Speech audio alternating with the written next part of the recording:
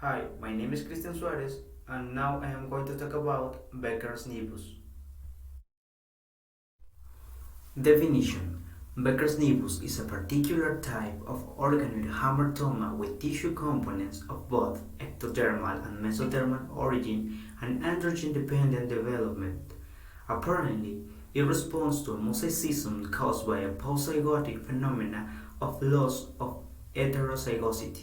It is a relatively common condition that is present around 0.5% of young men. It was first described by Samuel William Becker in 1949 as a localized hypermelanosis and hypertrichosis acquired in the shoulder in two young men. Becker's nevus. Becker's nevus is not a nevocellular nevus because it lacks nevus cells. The lesion is a developmental anomaly consisting either of a brown macule, a patch of hair, or both. Non-hairy lesions may later develop hair. The lesions appear in adolescent men on the shoulder, submammary area, and upper and lower back. Becker's nevus varies in size and may enlarge to cover the entire upper arm or shoulder. The border is irregular and sharply demarcated. Malignancy has never been reported. Becker-Nevus syndrome is the presence of an epithelial nevus showing hyperpigmentation, increased hairiness, and hamartomatous augmentation of smooth muscle fibers, and other developmental defects such as ipsilateral hypoplasia of breast and skeletal anomalies including scoliosis, spina bifida occulta, or ipsilateral hypoplasia of a limb. The Becker-Nevus syndrome usually occurs sporadically. Becker's nevus is usually too large to remove by excision. The hair may be shaved. Laser removal of hair and pigmentation is reported. Medical application. In general, it manifests itself as a visible delimited hyperpigmented patch located characteristically on the shoulder, the anterior part of the thorax, or the scapula. Occasionally, it can appear in atypical sites, such as the lower back and legs, and sometimes it can also be multiple. Histopathologically, it shows mild epidermal acanthosis and regular elongation of the red ridge, variable hyperkeratosis, and acanthosis. The basal layer is hyperpigmented and the number of melanocytes is normal or slightly increased, but the melanin content increases considerably. The papillary dermis shows the presence of melanophages. The lesion may be present at birth, or it may develop in early childhood, but in most cases, it is first noticed shortly before, during, or after puberty. This is another common finding which we come across almost daily. This is a Becker's nevus. Usually it develops in adolescence, and the shoulder area is the common site. So Becker nevus has a very benign kind of histology. The changes are very subtle and comprise of slight hyperkeratosis and acanthosis and slight increase in basal pigment. It is so subtle that sometimes it would be, if you biopsy such a lesion, it would be a normal report. So here there is increase in melanocyte number and slight increase in pigment. So Becker nevus is mainly characterized by hyperkeratosis and acanthosis. Then mild increase in basal pigment. So the histology would be very benign. Only Mason Fontana stain, which stains these melanin, would be able to appreciate this increase in basal pigment. Pros and cons. Pros. The condition is usually asymptomatic. Cosmetic appearance is the most alarming feature.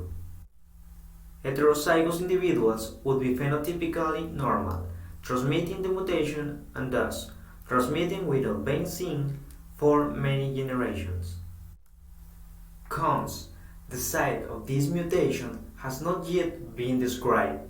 Today, there are no epidemiological studies of manifestation in patients with nevus compared with population without it.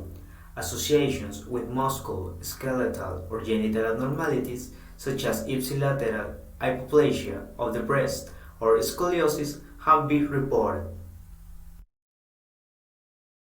Issue applied in Ecuador. According to a scientific article published in 2013 by a journal of dermatology of the University of Guayaquil, Becker's nevus is considered a benign nebulition that does not cause major complication. However, according to a research work carried out at the Luis Bernaza Hospital in the period from January to June in 2018, Becker's nevus, as a melanocytic nevus, is a possible risk factor for developing melasma, a non-contagious condition and that does not develop into skin cancer or other health condition, but this condition has no cure.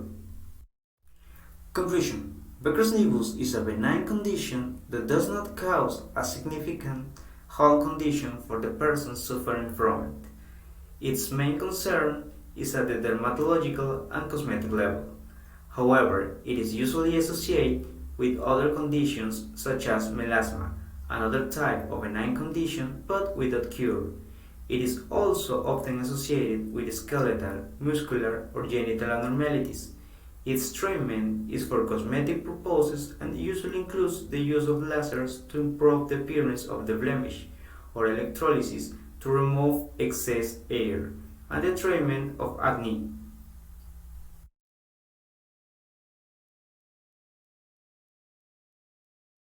Becker's nevus, or for those who don't know the terminology, is just a birthmark which has dark skin as well as excessive hair. Now, many times patients come to me and they tell that, doctor, I never had this at birth, then how can it be a birthmark? There are a lot of types of nevus. Becker's nevus or Becker's hairy nevus is a nevus which can grow up till 16 to 20 years of age also. So at times people will start having a patch of dark skin color and excessive hair will start coming on that. The hair growth will be more than normal, rather at least 2 to 3 times. So there are two components in Becker's nevus, Becker's hairy nevus, that is the skin is dark as well as the number of hair, that hair density is above normal. So now we have to treat two things. One, the darkness of the skin as well as the excessive hair.